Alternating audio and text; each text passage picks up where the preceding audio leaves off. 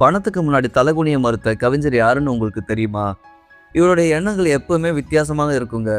அவர்தான் கவி பேரரசர் பாரதியார். ஒரு முறை செல்வந்தர் ஒருவர் பாரதியின் புலமையை பாராட்டியதுடன் அவருக்கு 100 ரூபாய் பரிசாக அளித்துள்ளாராம். உடனே அதை வாங்க மறுத்த பாரதியார் அவரிடம், நீங்கள் பணத்தை உங்க கையிலே வைத்துக் கொள்ளுங்கள், நானே அதை எடுத்துக்கொள்கிறேன். அந்த செல்வந்தர் பாரதியிடம் ஏன் என்று கேட்டிருக்கிறார். ஏனெனில், நீங்கள் கொடுத்து நான் வாங்கினால் என்னுடைய கை தாழ்ந்து விடும். கல்வி கடவுளாகிய சரஸ்வதி தேவி லட்சுமிக்கு என்றுமே பணிந்து போகக்கூடாது, அது உலகத்துக்கு நல்லதல்ல என்று கூறினாராம். ஒரு நாள் திருவனந்தபுரத்தில் இருக்கிற ஜூவுக்கு சென்றிருந்த போது அங்கிருந்த மிருகங்கள் ஒவ்வொன்றையும் தொட்டு பார்க்க தொடங்கினாராம் பாரதியார்.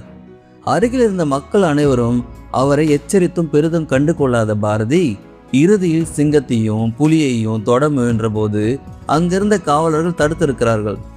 அதை சற்றும் பொருட்படுத்தாத பாரதியார் சிங்கத்திடம், நீ மிருகங்களின் அரசன், நானோ கவியரசன், உன்னை பார்க்க வந்த என்னிடம் கர்ஜனை மூலமாக உன் அன்பை வெளிப்படுத்து என்று கூறி அதை கடவி கொடுத்தாராம்.